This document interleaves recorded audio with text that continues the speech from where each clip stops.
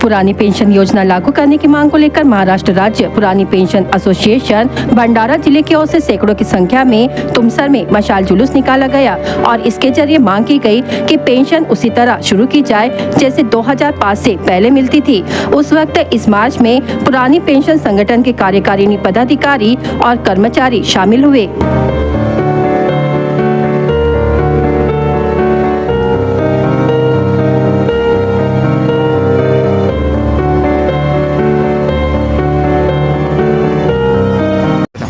नितीन मोहन चव्हाण, जुनी पेन्शन महाराष्ट्र राज्य जुनी पेन्शन संघटना तालुका अध्यक्ष। आज आम्ही जो इथे मसाल मोर्चा काढण्यात आलेला आहे, आमचे राज्य पदाधिकारी आमच्या वर्धा येथे होऊ घातलेला 2 ऑक्टोबर 2024 पासून अन्नत्याग उपोषणावर बसलेले आहेत। कारण 2005 नंतर लागलेले जे काही सर्व कर्मचारी आहेत यांना शासन वेळोवेळी कुठल्याही प्रकारचा 1982-84चा जो धोरण आहे शासनाचा तो न अवलंबून कायदा करून आम्हाला जीपीएफ, डीसीपीएस किंवा एनपीएस लावण्याचा आम्हावर थोपवण्याचं काम सरकार करून राहिलेलं आहे। आणि अशा या सरकारचा निषेध म्हणून आम्ही आज तुमसरमध्ये मशाल रॅली काढून आमच्या वर्धा येथे उपोषणासाठी बसलेले राज्य पदाधिकारी आहेत यांना आम्ही सपोर्ट करण्यासाठी ही महारॅली काढण्यात आलेली आहे।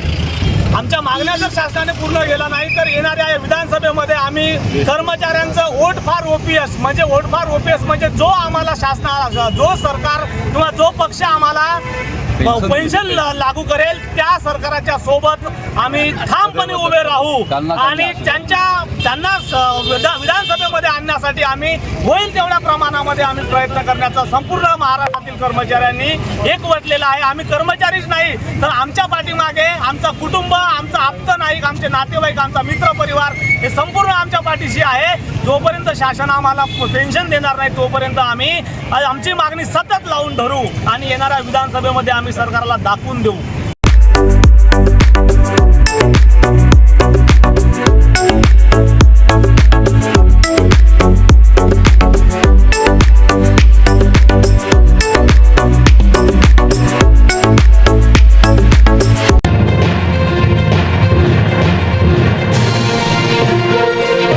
तुमसा तहसील के हथौली की एक 15 वर्षीय नाबालिग के साथ 3 आरोपियों ने अलग अलग दिन अत्याचार किया।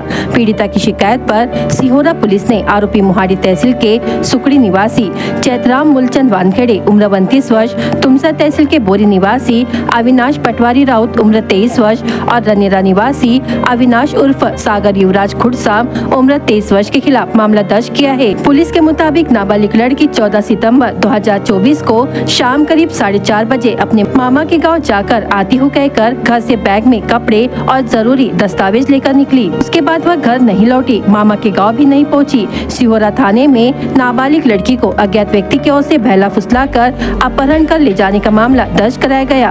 पीड़िता को सिहोरा पुलिस ने ढूंढ निकाला। इस दौरान चौंकाने वाली जानकारी सामने आई कि आरोपियों ने नाबालिग लड़की के साथ अलग अलग जगहों पर यौन शोषण किया। पुलिस ने आरोपी चैतराम वानखेड़े, अविनाश राउत और अविनाश खुड़साम को गिरफ्तार कर जेल भेज दिया है।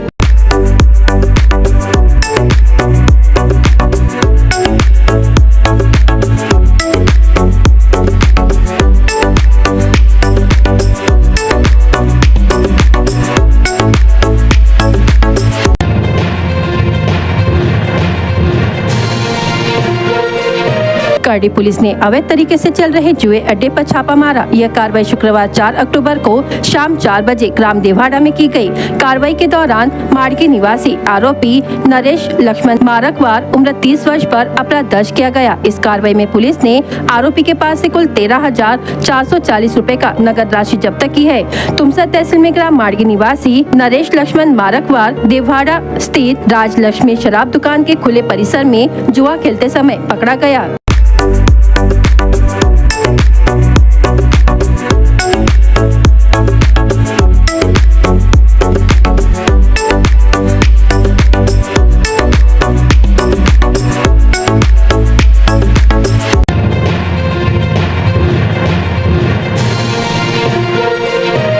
जिला कोषागार कार्यालय भंडारा एवं महालेखापाल कार्यालय नागपुर के संयुक्त तत्वावधान में गुरुवार 3 अक्टूबर को स्थानीय सामाजिक न्याय भवन में पेंशन अदालत का आयोजन किया गया। इस समय भंडारा जिला कोषागार कार्यालय के अधिकारी MR डोरले, अपर कोषागार अधिकारी पद की अपर कोषागार अधिकारी SS ईश्वरकर, अपर कोषाधिकारी सचिन मिलमिले, नागपुर महालेखापाल कार्यालय के वरिष्ठ लेखा अधिकारी राजेश सांगोले, सहायक लेखा अधिकारी SM देशपांडे व वरिष्ठ लेखापाल SB गुल्हाने उपस्थित थे। अदालत दौरान महालेखापाल कार्यालय में पेंशन मामले प्रस्तुत करते समय क्या सावधानी बरतनी चाहिए तथा इस मामले के साथ कौन से आवश्यक दस्तावेज जमा करने होंगे, इस संबंध में सहायक लेखा अधिकारी SM देशपांडे ने विस्तृत जानकारी दी, जिसके पश्चात वरिष्ठ लेखा अधिकारी सांगोले ने पेंशन मामलों की वापसी के कारणों की विस्तृत जानकारी दी। इसी प्रकार निवृत्ति वेतन धारक तथा अधिकारी कर्मचारियों द्वारा उठाए गए प्रश्नों का महालेखापाल कार्यालय की टीम द्वारा समाधान किया गया।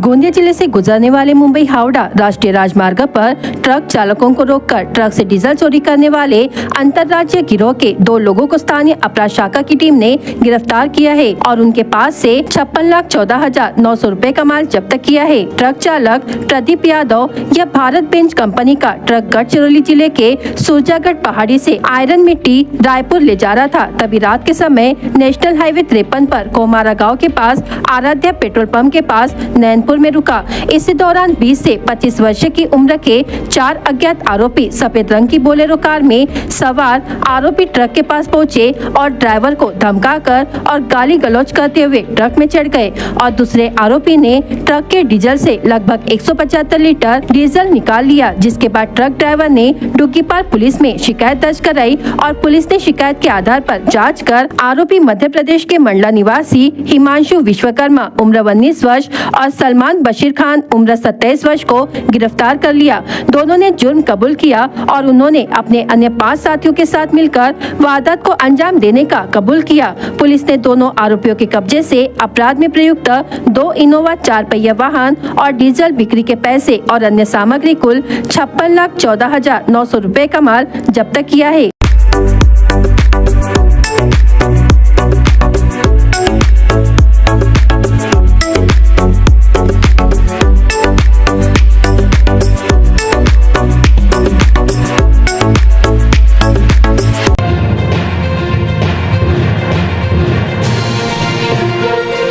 गोंदिया शहर में पिछले 19 वर्षों से सभी धार्मिक गरबा उत्सव दुर्गा वाहिनी द्वारा मनाया जा रहा है और इस गरबा में 400 से अधिक युवा महिलाएं शामिल हुई है। साथ ही लड़कियों को महिला आत्मरक्षा की शिक्षा भी दी जाती है। नवरात्र उत्सव में गरबा और दांडिया को बहुत महत्व दिया जाता है और महिलाएं भी नवरात्र उत्सव का इंतजार करती है, क्योंकि गरबा और दांडिया खेल लड़कियां 9 दिनों तक अलग अलग पोशाक पहनती है और खेल का आनंद लेती है। पिछले 19 वर्षों से विश्व हिंदू परिषद एवं मातृत्व शक्ति दुर्गा वाहिनी के तत्वावधान में गोंदिया में सर्वधार्मिक गरबा उत्सव का आयोजन किया जा रहा है। साथ ही इन 9 दिनों में लड़कियों को आत्मरक्षा का पाठ पढ़ाया जाता है और बेटी बचाओ बेटी पढ़ाओ का संदेश भी दिया जाता है। वहीं दुर्गा वाहिनी की ओर से खास तौर पर हर दिन अलग अलग तरह की पोशाक में अलग अलग धर्म की थीम रखते हैं। गुजराती, बंगाली, मारवाड़ी, महाराष्ट्रियन, राजस्थानी जैसे ड्रेस कोड में लड़कियां यहाँ गरबा खेलती है।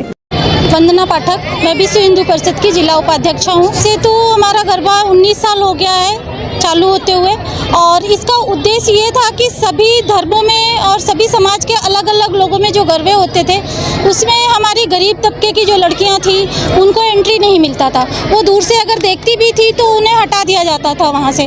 तो इसलिए हमने ये गरबा अपना चालू किया कि सभी धर्म की सभी समाज की लड़कियाँ यहाँ पर आएंगी, खेलेंगी, सबको हम लोग एंट्री देते हैं और लगभग हम लोग मतलब पैसे की भी थोड़ी सी समस्या रहती थी, ज़्यादा फीस लेते थे, तो हम लोग लगभग निःशुल्क करवाते हैं। और कल्चर हमारा सेवा सुरक्षा संस्कार जो है ये हमारा नारा है, और हम उसके अंतर्गत सभी लड़कियों को सेवा भी देते हैं, सेवा करना भी सिखाते हैं, और सुरक्षा के लिए दृष्टिकोण से उनको अब दंड है, तलवारबाजी है, ये सब भी सिखाते हैं, और संस्कार भी देते हैं। कल्चर्स अलग अलग कल्चर्स के, अलग अलग प्रांत के कल्चर्स की उनको वे वेशभूषा में उनको गरबा करवाते हैं। जय श्री राम, मेरा नाम आरती सराय है, मैं दुर्गा वाहिनी नगर प्रमुख हूँ। गरबा स्टार्ट तो पिछले 19 सालों से चल रहा है, और हमारे गरबे की स्पेशलिटी ये है कि सभी धर्म की लड़कियां यहाँ आके गरबा खेलती हैं, हम उन्हें गरबा खिलाते हैं, उनकी सुरक्षा का पूरा प्रबंध रखा जाता है। बजरंग दल के जो हमारे भैया लोग हैं उनकी तरफ से पूरा मतलब सुरक्षा का प्रबंध रहता है, और अलग अलग थीम्स रहती हैं पर डे, जैसे पंजाबी, महाराष्ट्रियन, गुजराती, मारवाड़ी और क्या बोलते हैं बंगाली, हर टाइप की थीम्स रहती है। और अभी नया भी स्टार्ट किया है, मतलब प्रशिक्षण स्टार्ट किया है, तलवार प्रशिक्षण, दंड प्रशिक्षण, जो कि अभी लड़कियों ने प्रदर्शित किया था थोड़ी देर पहले, तो यही सब किया जाता है। इन्हीं में महिलाओं की और लड़कियों की कैसे सुरक्षा करना है वो भी सिखाया जाता है। यहाँ पे आत्मरक्षा कैसे करना है वो भी बताया जाता है। अभी नवरात्रि के बाद भी हमारी जो प्रशिक्षण है कंटिन्यू स्टार्ट रहेंगे, और यहाँ पे सभी धर्म के लोग आते हैं तो सीख रहे हैं।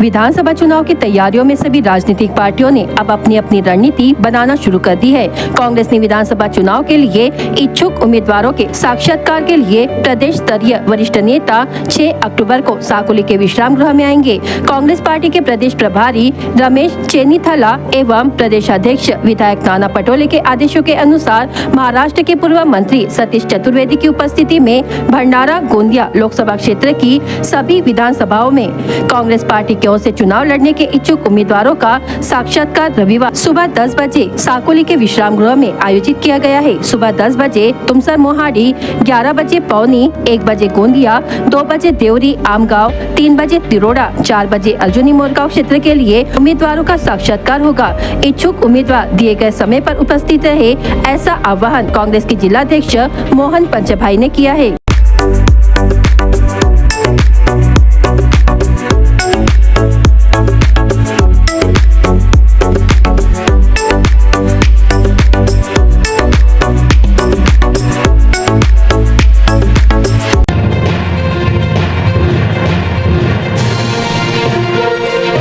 महाराष्ट्र विधानसभा चुनाव के लिए भाजपा उम्मीदवारों के चयन के लिए पार्टी द्वारा बंद लिफाफा पद्धति शुरू किए जाने के कारण चुनाव लड़ने के इच्छुक उम्मीदवारों की धड़कनें तेज होना शुरू हो गई है। महायुति के अंतर्गत फिलहाल गोंदिया जिले में 2 सीटें हैं। तिरोड़ा गोरेगांव विधानसभा सीट पर भाजपा के विजय रहंगडाले एवं अर्जुनी मोरगांव विधानसभा सीट पर राकापा के मनोहर चंद्रिकापुरे विधायक है। रहंगडाले इससे पूर्व भी 2 बार विधायक निर्वाचित हुए हैं, जबकि चंद्रिकापुरे पहली बार 2019 में विधायक चुने गए, लेकिन तब वे राकापा कांग्रेस गठबंधन के उम्मीदवार थे। इस बार वे महायुति में शामिल है। इसके अलावा आमगांव क्षेत्र से कांग्रेस के सहसराम कोरोटे तथा गोंदिया सीट से निर्दलीय विनोद अग्रवाल विधायक है। वर्तमान समीकरणों को देखते हुए महायुति में जिले की 4 में से 3 सीटें भाजपा के हिस्से में आने की संभावना है।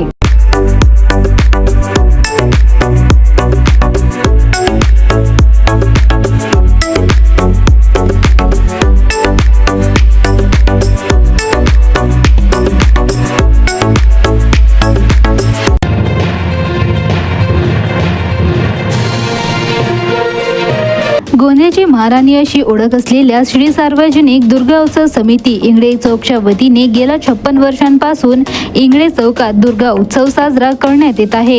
ही देवी भाविकांच्या मनोकामना पूर्ण करीत असल्याने आतापर्यंत या देवीला कोट्यावधी रुपयांचे सोन्याचे आभूषण भाविकांनी चढविले आहे। नवसाला पावणारी देवी अशी या दुर्गा मातेची ओळख असून काल एका भाविकाने 18 इंच लांबीचा सोन्याचा हार अर्पण केलेला आहे। तर याआधी देखील गोंदियासह मुंबई येथील एका भाविकाने मागील वर्षी देखील गोंदियाच्या महाराणीला सोन्याचा हार अर्पण केला होता। तर ह्या देवीची ख्याती आता गोंदिया भंडारा जिल्ह्यातच नव्हे तर प्रदेशात देखील पोहोचल्याने तेथील भाविक देखील गोंदियाच्या महाराणीकडे नवस कबूल करीत नवस पूर्ण होताच देवीला सोन्याचे तसेच चांदीचे आभूषण अर्पण करतात। तर या 9 दिवसात गोंदियाच्या महाराणीच्या दर्शनाकरिता गोंदियासह बाहेर जिल्ह्यातील भाविक लाखोच्या संख्येत या मंडपात येत देवी समोर नतमस्तक होत आपली इच्छा बोलून दाखवितात। भाविकांच्या मनोकामना पूर्ण होत असल्याने गोंदियाच्या महाराणीची ख्याती आणखी वाढत चाललेली आहे। गोंदियाच्या महाराणीचं हे 56 वर्ष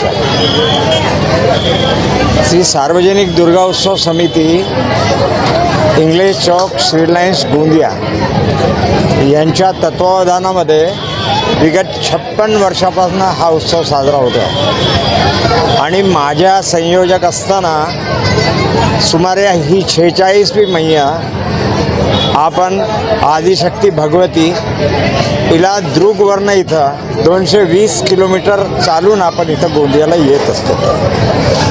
हा आपला जो उत्सव आहे हा कुवारी कन्येचा उत्सव आम्ही साजरा करतो आणि मुलीला घेऊन येतो आणि हा उत्सव विदर्भामध्ये एक मात्र असा पवित्र स्थळ जे आहे गोंदियाचं जे आहे हे अनुष्ठान विदर्भातील एकमेव अनुष्ठान म्हणून प्रसिद्ध आहे आणि कुवारी कन्येची स्थापना आपण करतो।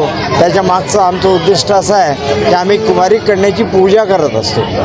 मला आज एवढंच सांगायचं आहे की विगत 56 वर्षापासून सेलिब्रेट आणि मनवल्या जाणारा हा उत्सव जो आहे माझे सगळे कार्यकर्ता बंधू भगिनी माझे सगळे पदाधिकारी माझे सगळे मित्रपरिवार हे सगळे मिळून हा मोठा उत्सव जो आहे आम्ही इथं मनवतो सेलिब्रेट करतो आणि सगळ्या गोंदियाच्या लोकांची आजूबाजूच्या जिल्ह्यातील लोकांची मान्यता अशी आहे की हिच्याकडे हिच्या पायाजवळ जेही मागितलं ती त्यांची मनोकामना पूर्ण करते आणि अनेक लोक या विश्वासानं आज तुम्ही बघितलं आज स्वर्णहार समर्पित झाला आहे। मला वाटतं हा 5वा 6वा हार आहे आणि हे तिच्या दिव्य शक्तीचा आणि तिच्या अपार देण्याच्या वृत्तीचा आणि कल्याणाचा जो तिचा विषय आहे तो याचा एक असं विदर्भामध्ये एक मात्र असं परिचारकाचं स्थान जे आहे हे गोंदियाच्या महाराणीचं आहे। मी आणि माझा पूर्ण कुटुंब माझे मोठे भाऊ माझी वहिनी यांच्याकडून हे छोटीशी एक भेट माता राणीच्या चरणी अर्पण होती। इथं इंगळे चौकात मागील 56 वर्षापासून ही परंपरा इंगळे फॅमिली यांनी चालवत आणलेली आहे आणि ही अविरत अशीच सुरू राहणार आहे आणि इंगळे चौकची जी माता राणी आहे त्यांच्याविषयी अशी एक धारणा आहे की इथं आपण जेही मनोकामना आपली इच्छा देवीकडे सांगतो ती नक्कीच पूर्ण होते। त्याचा खूप मोठा उदाहरण मी आपल्या घरीच सांगते। कधीही माझा भाऊ हा कुठल्याही परिस्थितीत अडकतो किंवा त्याला मानसिक शांती जर गरजेची असते आणि तो आपल्या दैनंदिन जीवनात कधी असं होते माणसाच्या आयुष्यात अपडाऊन येतात सरळ माता राणीच्या चरणी तो काही नाही काही आपली मनाची इच्छा सांगते आणि ती पूर्ण झाल्यावर एक आपल्याकडून देवीला त्याची परतफेड म्हणून तो दरवर्षी काही ना काही माताच्या चरणी अर्पण करतो। पण आम्ही फक्त एक माध्यम असतो। जे व्हायचं आहे आणि जे करायचं आहे ते स्वतः राणी आणि आमची देवी हे आम्हाला एक माध्यम म्हणून ते करवून घेते। आम्ही देवीला काही दिलेलं नाही किंवा भाऊनी देवीला काही दिलेलं नाही। ती ह्या देवीचा एक आशीर्वाद त्याच्या पाठीशी नेहमी आहे की ती त्याला एवढं सक्षम करते की ते आपल्या कुठल्याही आयुष्यात कधी होते माणूस कधी वर कधी खाल होते पण तो आपल्या आयुष्यात नेहमी खाली गेल्यावर पुन्हा त्याच पोझिशनवर येते. पण यावेळेस असं आहे की त्याचं स्वास्थ्य थोडा बरं नव्हतं. शुगर खूप वाढल्यामुळे सांगताना खूप दुःख पण होत आहे की आम्हाला डॉक्टरांनी सांगितलं होतं की भाऊंना आता दोन्ही डोळ्यानं दिसायला थोडासा प्रॉब्लेम होईल. पण आम्ही हिंमत हारली नाही आणि आपल्या देवीच्या चरणी आम्ही हे साकडं बांधलं की माझ्या भाऊचे डोळे जसेचे तसे होतील देवी, तर आम्ही तुझ्या चरणी एक छोटीशी भेट म्हणून आज तो आपल्या दोन्ही डोळ्यांनी व्यवस्थित बघत आहे आणि तुमच्या सगळ्यांच्या समोर उभा आहे. हेच आम्हाला देवीचे, आम्हाला खूप पैसा आणि खूप मान सन्मान नको आहे. आम्ही आपल्या फॅमिलीमध्ये जेवढे लोक आहोत सगळे स्वस्थ राहू, संस्कारी राहू आणि नेहमी लोकांच्या सेवेमध्ये आम्ही तत्पर राहू आणि आमच्याकडून काहीतरी नेहमी असं घडावं की ज्यांच्याकडून जनतेचे आणि लोकांचे हिताचे कार्य होत असतील तर आम्हाला ही देवीची आशीर्वाद आणि देवीचा आमच्या फॅमिलीला दिलेला आशीर्वाद हीच मी मानते. आणि आमची साक्षात गोंद्याची देवी ही मन्नत पूर्ण करणारी देवी आहे असं मी तुम्हाला सगळ्यांना सांगते. धन्यवाद.